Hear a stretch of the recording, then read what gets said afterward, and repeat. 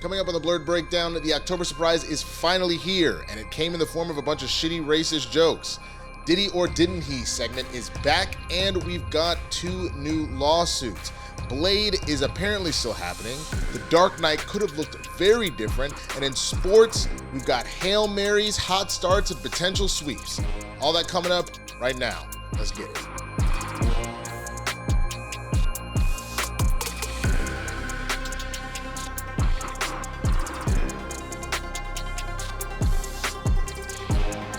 What's going on, everybody? I'm Winston Marshall, aka the Swaggy Blerd, and this is the Blerd Breakdown, the pop culture show when you need to know. See, what had happened was, now, if this is your first time here, please be sure to hit the subscribe button, hit the notification bell, and be sure to leave a like on this video if you enjoy the content, and get in the conversation, man. Leave comments about any and all of the stories you're about to hear today.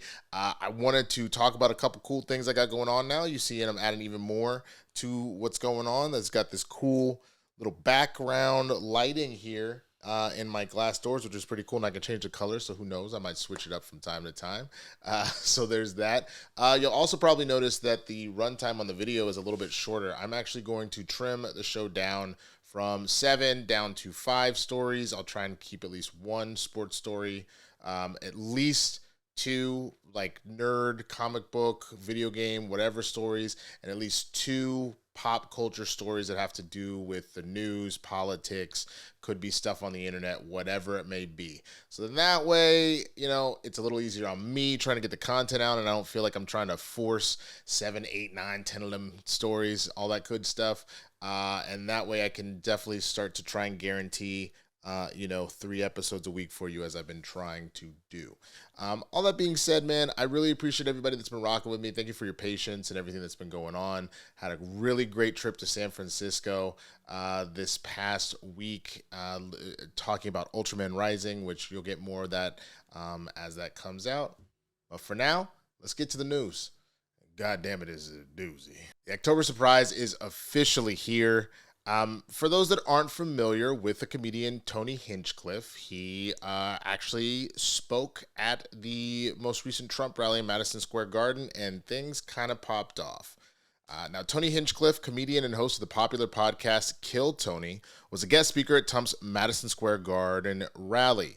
Hinchcliffe is known for cutting and edgy humor like these jokes from the roast of Tom Brady. Kevin is so small that when his ancestors picked cotton, they called it deadlifting. Nikki has such a bad eating disorder, the industry keeps shoving her down our throat. Sam J, everybody, killed. She is a black lesbo, which means she doesn't eat pussy. She, oh, hell no's on it. Which, within the confines of something like a roast, is actually pretty funny because this particular style of humor is meant to be offensive.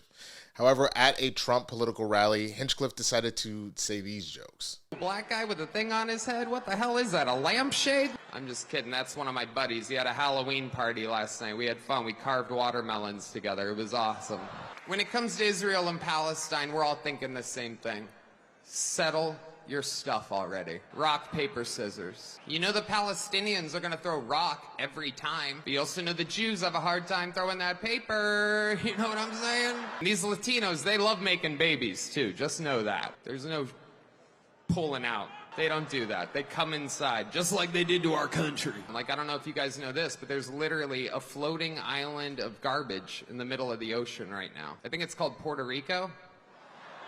Needless to say, folks became immediately upset with the comedian. Democratic vice presidential nominee Governor Tim Walz called Hinchcliffe a jackwad, and U.S. Representative Alexandria Ocasio-Cortez, a Democrat with Puerto Rican roots, called it super upsetting. Florida Republican Rick Scott, up for re-election this year in a state heavily populated by Puerto Ricans, wrote on social media that the joke bombed for a reason. It's not funny and it's not true. Puerto Ricans are amazing people and amazing Americans. I've been to the island many times. It's a beautiful place. Everyone should visit. I will always do whatever I can to help any Puerto Rican in Florida or on the island. I profile figures like pop star Bad Bunny and his 45 million Instagram followers, along with actress and singer Jennifer Lopez, singers Luis Fonsi, and Ricky Martin, as well as journalist Geraldo Rivera, quickly condemned the comments on social media, calling them inflammatory and out of touch.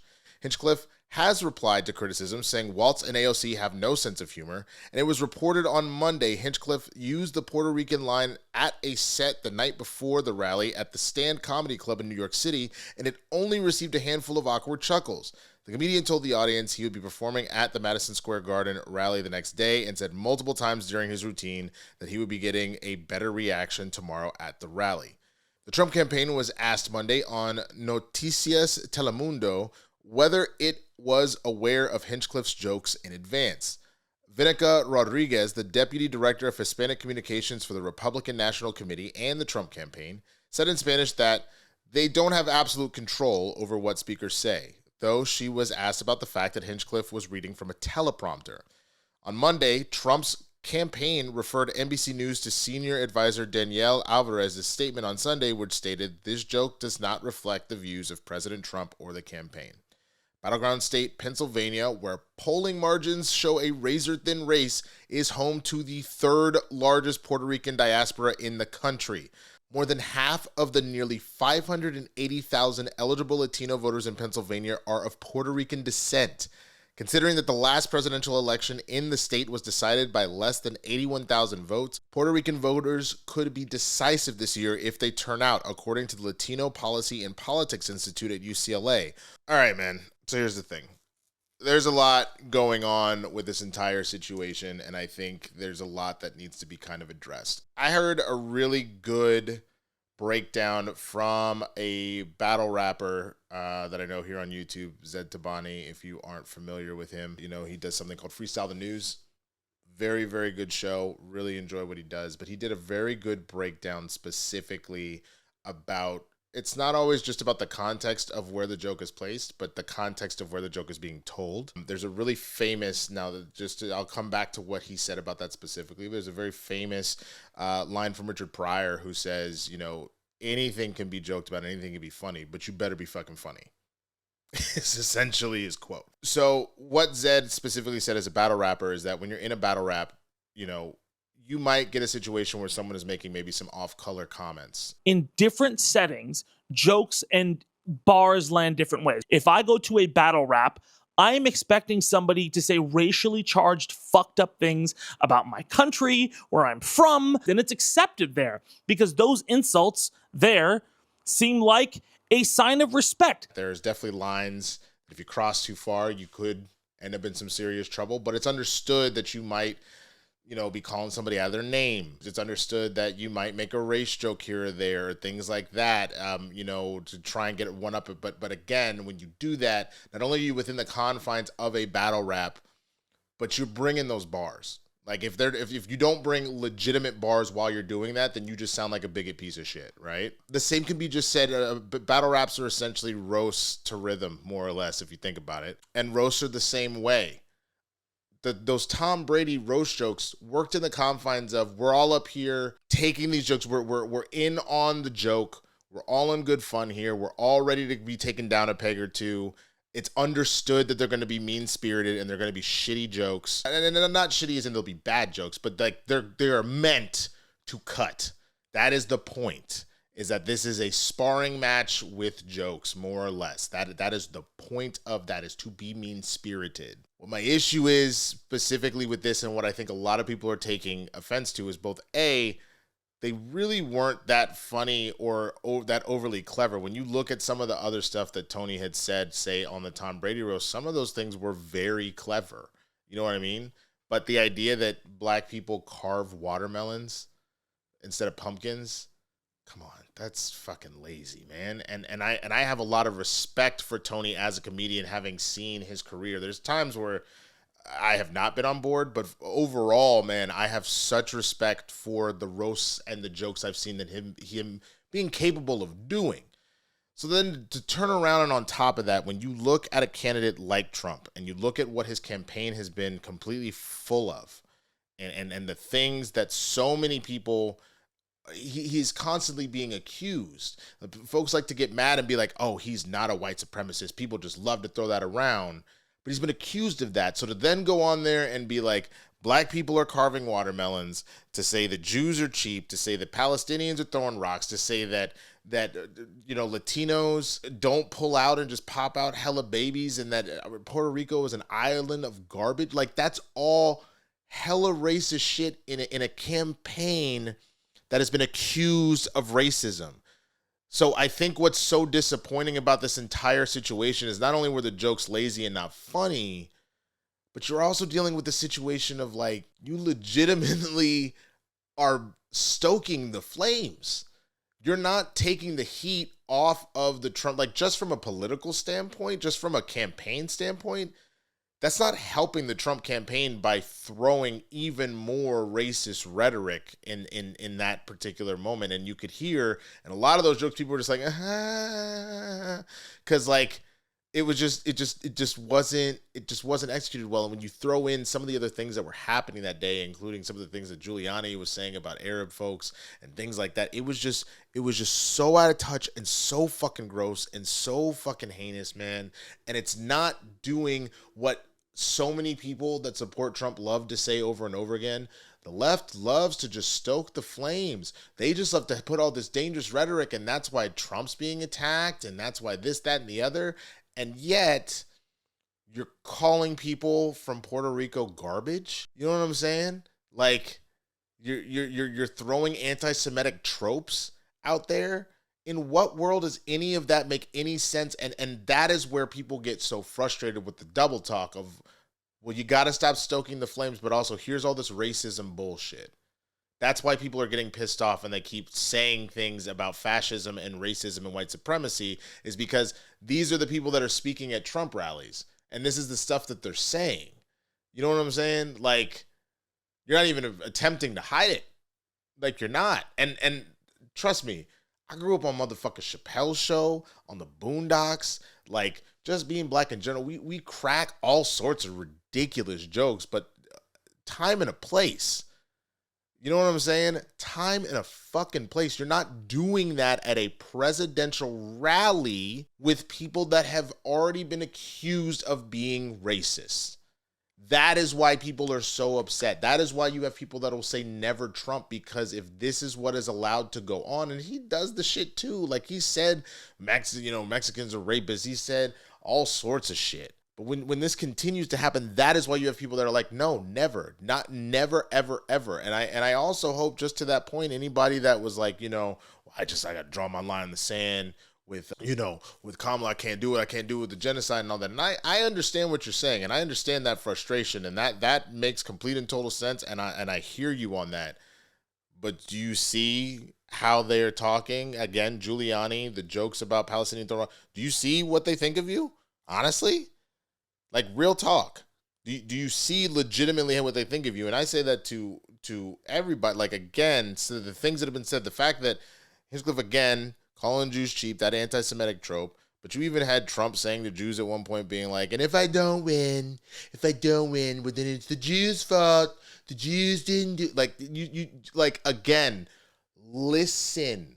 As Maya Angelou said, man, when someone shows you who they are, believe them the first time. So, with all that being said, man, I'm curious on y'all's thoughts on this. I mean, do you think it was just a joke and people are blowing it out of proportion? Or do you agree that this is just opening up more racist rhetoric? It's dividing people more than it's bringing them together.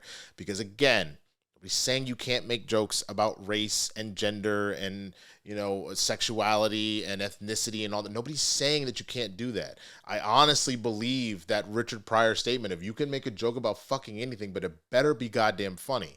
I think that's the first part, but again, I think it's all about where you're doing it. There's a reason why, like, some of the circuits, like if you do like church circuits and stuff, they'll be like, you got to be able to do X amount of clean comedy and stuff like that. It's very clear going to this, if that is what you believe, that this was an appropriate joke to tell at this rally, then clearly MAGA is telling on themselves, is what I see here. But I want to know what you think down in the comments. Let me know, man. And let's go ahead and pop off to the next story. Well, it is time for another segment of Diddy or Didn't He? Diddy Watch 2024. There are 2 new lawsuits that have come out. This is coming from ABC News 7 in New York. In 2005, the parents of a 10-year-old boy from Los Angeles sought to help their son's burgeoning career and flew him to New York to meet people in the music industry. Sean Diddy Combs told a consultant the family hired that he wanted to meet with the boy alone, according to a new civil lawsuit filed Monday in New York. In a hotel room, the plaintiff performed several rap songs for Combs, who told the boy, who is referred to as John Doe in the suit, that he could make him a star. Combs asked the plaintiff how badly he wanted to be a star and what the plaintiff would do to get to be one. The plaintiff responded, as might any 10-year-old child, that he would do anything, the lawsuit said. At this point, according to the lawsuit, one of the other people present gave the boy a soda, which made him feel a little funny. After the plaintiff consumed his soda and began feeling its effects, Combs told the plaintiff to move closer to him, which the plaintiff did. Combs then abruptly pushed the plaintiff down and said words to the effect of, "You have to do some stuff you don't want to do sometimes," according to the lawsuit, which then goes on to describe an alleged sexual assault. The incident was alleged in one of two new lawsuits filed against Combs on Monday. In a separate civil lawsuit, Combs is accused of sexually assaulting a then 17-year-old male auditioning for the reality show Making the Band under the guise of questioning how the teen would handle situations involving sexual pressure. The lawsuit said Combs, during a 3-day audition, groped and fondled the teen while he emphasized his power to control plaintiff's future in the music industry. During a second interview, Combs instructed the plaintiff to undress, explaining that the plaintiff needed to demonstrate the ability to embody a sex idol persona, which was purportedly required for the band's image, the lawsuit said. This encounter also escalated into Combs forcing the plaintiff to perform oral sex on him. On the third day of the audition, Combs allegedly forced the plaintiff to perform oral sex on his bodyguard, and when the teen hesitated, the lawsuit said he was eliminated from the competition, with Combs claiming that the plaintiff was untrustworthy due to reservations to perform oral copulation on the bodyguard, the lawsuit said. Lawsuits were filed by Andrew Van Arnsdale and Tony Busby, the same attorneys who have said that they are evaluating claims by more than 100 alleged victims of Combs. Several have already been filed in recent weeks. ABC News reached out to Combs' lawyer for comment on the latest two lawsuits. Combs has denied the allegations against him, and in an October 15th court filing, defense attorneys Mark Agnifilio and Tenny Garagos described allegations made by anonymous plaintiffs as spanning from the false to outright absurd and called for them to be identified. Combs, who was arrested last month on sweeping sex trafficking charges, has pleaded not guilty in that case. As part of his defense, Combs' attorneys have asked the judge to order federal prosecutors to disclose the identities of his accusers. Oh, Jesus Christ. Okay. So again, people, some people have asked, but a number of people understand, why is it that I continue to do these stories and cover each of the lawsuits as they come out? The main reasoning for that is this needs to be talked about. All of it will play out in court. All of this is stuff that is alleged and filed in the lawsuits. And we're talking about somebody who has insane charges of all sorts of sex trafficking, sexual assault, rape, all that kind of stuff. And it needs to be discussed because what is scary is that if it's not talked about, it disappears from the public eye like that. And the next thing you know, you have a situation where like R. Kelly, obviously all the stuff he was doing, he got away with it forever because it was like kind of the running joke or the running secret that, oh yeah, R. Kelly likes young girls and he pees on them and stuff. And that rabbit hole got way deeper and we didn't see it until that documentary came out. Same thing with Harvey Weinstein, same thing with Jeffrey Epstein, same thing with so many different people that have taken advantage of people, women, young people, all sorts of folks. And that shit needs to be called out and discussed and stopped. You know what I'm saying? So this is a scenario where, again, as these lawsuits come out, it's made very clear that all of this is absolutely disgusting to me. I get more and more creeped out by hearing all the different things that Diddy has done this entire time. And I think the thing that is the most upsetting about it, apart from obviously the victims having to deal with all the stuff that they went through and the horrible trauma they went through, like sending so much healing energy and love to them as they go through a very trying time to have to put this on public display. It is soul crushing to once again have another black icon essentially just have this horrible set of skeletons in their closet that is ruining everything that they stood for and their legacy and the hope and the joy and things that they brought forth. Like, it was like, at what cost? You know what I'm saying? Like, that is so frustrating. You want to look to people that are successful as an example of who you should be and what you should strive to be. So to see Diddy being the mogul that he was, you would want people to aspire to that kind of success and supposedly lifting people up and things like that. But this is where you find out that they weren't. And you don't need to sell your soul to the fucking devil in order to be successful. You just need to be a good, hardworking, honest person. And people like this need to be sorted out and kept away from folks because they're dangerous. This is so dangerous, and this is just on the sexual assault tip of things, which is already disgusting to hear. This isn't even talking about all the people that allegedly got hurt to the point of like losing their lives. You know what I'm saying? Like that hasn't even been brought up here, and I'm sure that'll be more in the federal cases than anything like that when we start talking about the RICO charges and the sex trafficking and everything else. So all that being said, man, let me know what you think about these newest lawsuits and things like that, and let me know if there's anything else that I've missed since I haven't done Blerd Breakdown this past week, if there was another story that came out. And we'll talk about it for sure.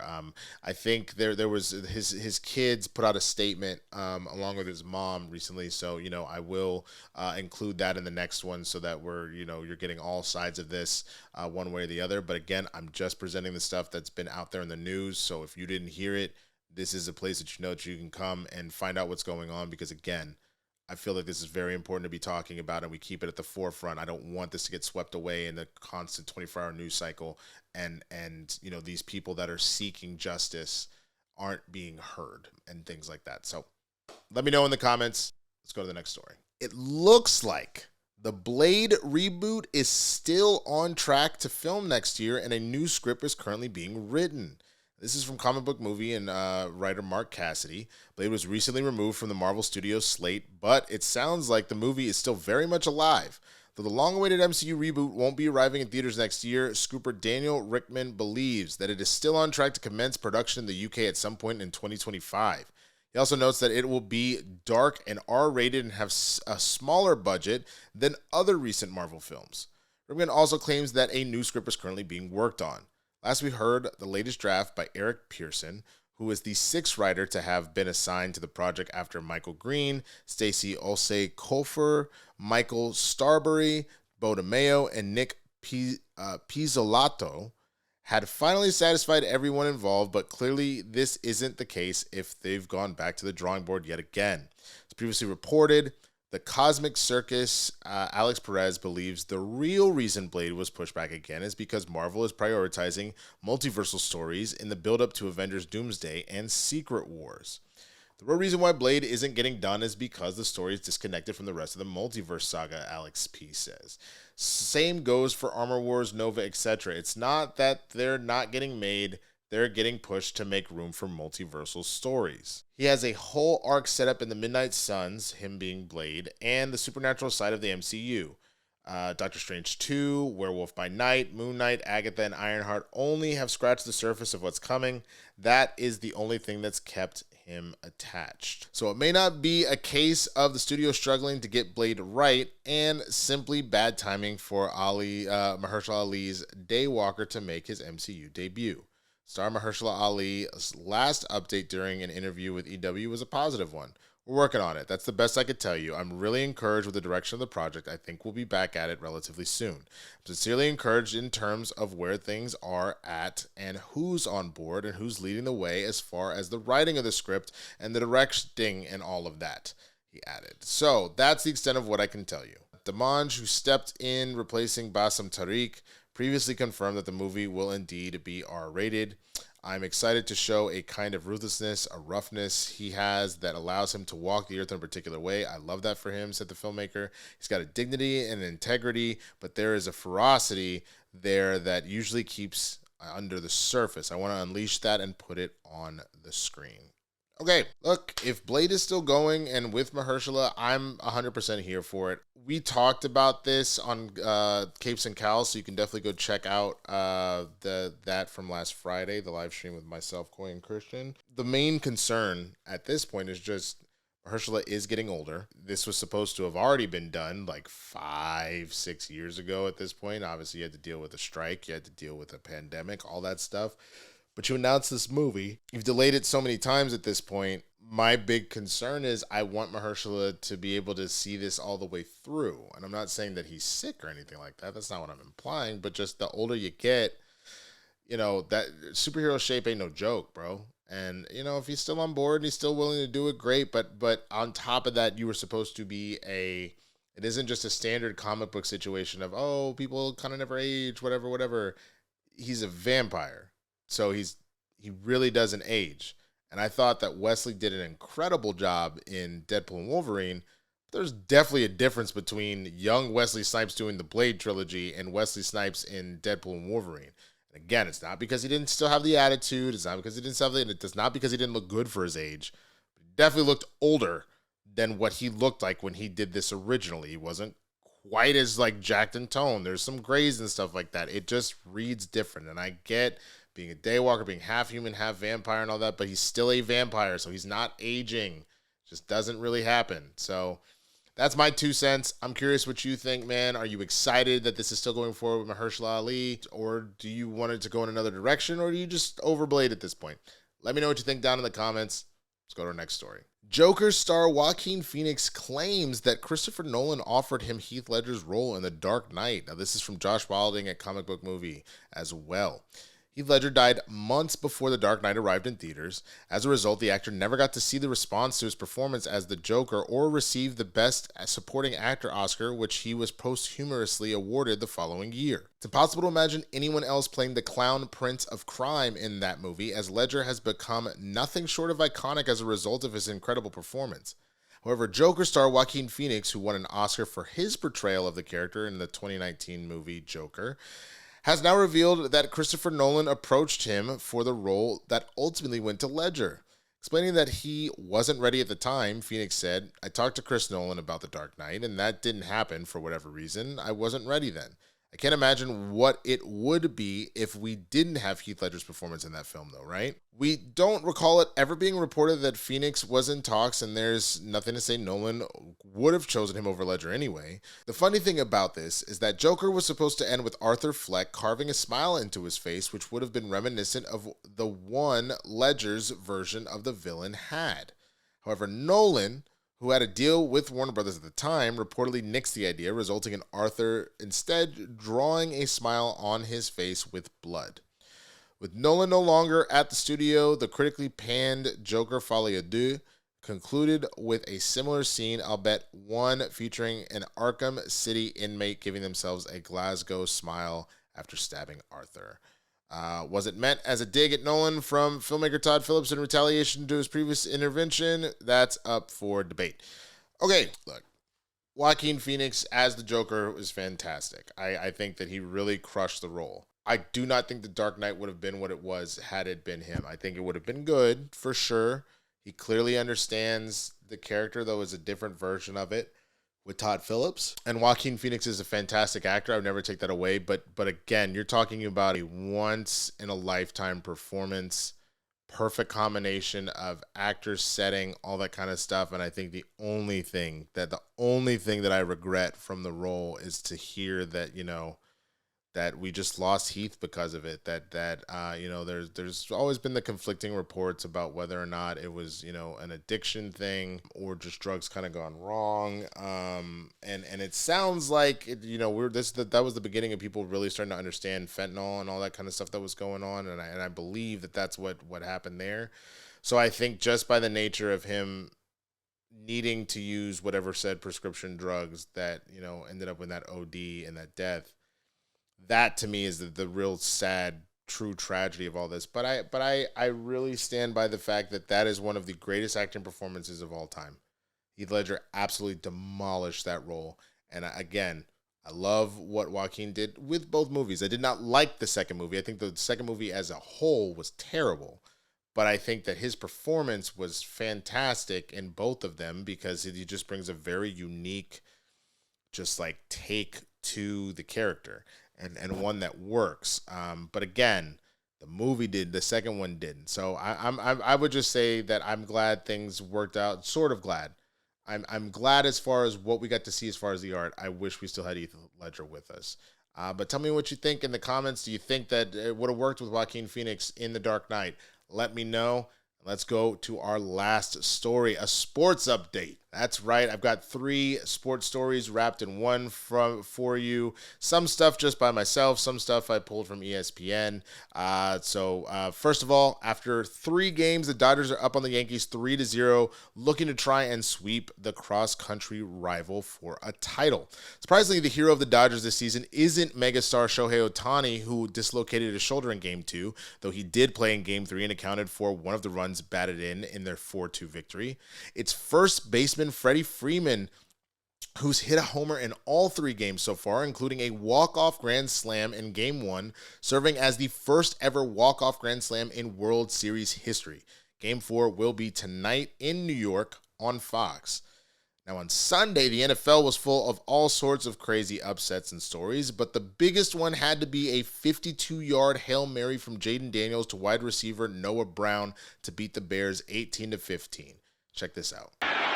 Here comes the Hail Mary with the game on the line, and the ball is caught! It's a miracle! God damn it. Why did it have to be the Commanders? But whew, that was a sexy play, bro, and that corner is going to have a lot to deal with. If you haven't checked it out, you should see the perspective of people showing him talking trash to the fans. I'm not going to put that in. It's going to be extra editing work. I don't want to do all that. But oh my God, he was supposed to be the one covering Noah Brown. He was too busy talking trash to fans. He's the one that ultimately tipped it back to Noah Brown for them to win. So that's its own level of insanity, man. But then finally, despite the main storyline with the Lakers being centered on the father-son James duo, they've started off red hot, the Lakers have, behind Anthony Davis's efforts. Averaging 34-11 on 57% shooting from the field, Davis is stepping up in the way the Lakers have constantly needed since his arrival. The first 3 games were also against playoff teams from last season in the Timberwolves, Suns, and Kings, though as of this taping, they did lose their 4th game in the follow-up rematch against the Suns. All right, so first off, let's go Dodgers. I called Christian. I should have made a bet with Christian, to be honest with you. Him being a diehard Yankee fan. I mean, Rangers over everything. That's going to be my first team. That's my first love. But since they weren't even remotely sniffing the playoffs, and they got a title last year, so I'm going to rest my laurels on that. I got to go with my second home in Los Angeles, and I've been a big Dodger fan via living here. Some of my best friends from college being from Los Angeles and their love for the Dodgers. So I'm really excited to see them in this World Series and only 1 game away from making it happen.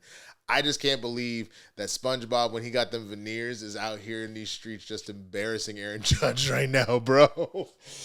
Shit. You supposed to be like the dude. It's like Shohei and you, my guy. What is going on? You are not up to stuff right now. So hopefully, I would prefer a sweep, just win the title. Let's do that. But, who doesn't want to necessarily see just a good series one way or the other? Again, go get the title. I'd rather you end it in 4. But, if you want to, if the Yankees want to actually step up and try and win a game real quick and make this a thing, great. Let's see a good World Series. In regards to that Hail Mary, like I said before, that is fucking crazy. And it just goes to show that the wrong coach clearly stayed in Dallas and then left for another team. Dan Quinn should still be in Dallas, and in my opinion, should be the head coach. This isn't going to be my whole conversation on the Cowboys right now. If you want to see that, if you're watching this, there will be an episode of Game Time later today at 4 p.m. Pacific, so you can check that out. But I'm happy for Rocha. I'm happy for the homie Mark Ellis. That's all I can say. I can't openly be happy for the Commanders, but I am happy for Jaden Daniels. I think he's really a good dude. He's really talented. I hate that he's within my division. That is what a working team with a good coach is supposed to look like, and owners that don't get in the way. Jerry Jones is slowly starting to turn into Dan Snyder. Maybe not from the toxic level of the way he would talk to people and stuff like that, but then again, the way he's talking to some radio hosts just for doing their job. So, and then finally, man, Mavs fan for life. I'm more interested in the fact that Klay Thompson is already there and really helping us do the damn thing, and we're looking good. I believe we're 3-1 right now as well, so that's pretty dope. So I love seeing our big 3. But I also love to see, I want to go and see a game of Bronny and LeBron playing together. I think that's a once-in-a-lifetime thing, and I'm glad that Anthony Davis has finally fully stepped up, and he's been consistently done so. Now, the main thing is, can he do this all season? Like, limit how much he's getting hurt, just because I know he does miss games for being hurt, and then his play can be up and down. I'm really curious to see if he can keep it going, and the Lakers can return to form in what might be LeBron's last season. So, yeah, I'm really curious about all this. Let me know what you think about any of these particular stories, or what sports stories or games were more interesting to you. Also, shout out, since we weren't here last week, shout out to the New York Liberty for securing that first title.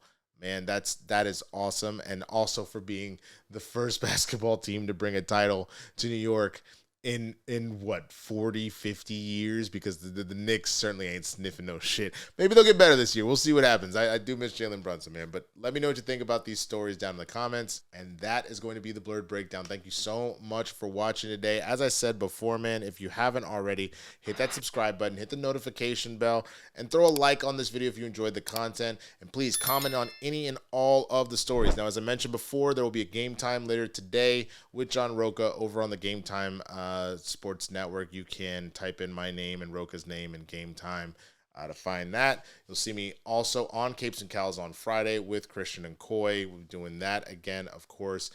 It was already mentioned on Twitter. Myself and Jay Washington will be doing an Election Day special this time. Well, not this time, but next week around probably 5 or 6 o'clock, and we'll be going kind of through however long we go. We might be, 3-4 hours, something like that, and we'll just kind of go with the flow and how that is. But we'll be there. We'll be talking shit. We'll be talking some of the best and the worst of the election cycle and everything that went down, because there's been a lot.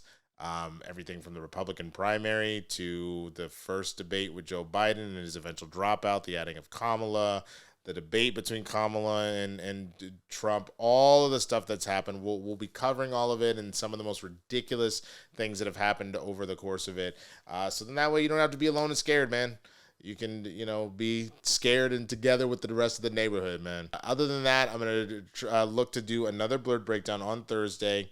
And then most likely I'll aim for Saturday just for timing wise. But the aim is to kind of get to a place where I'm doing Monday, Wednesday, Friday. But we'll do the Friday funny. So, if there's an important story, if there's a Diddy update or something, we'll cover that. But it'll mainly be reactions to videos and things like that.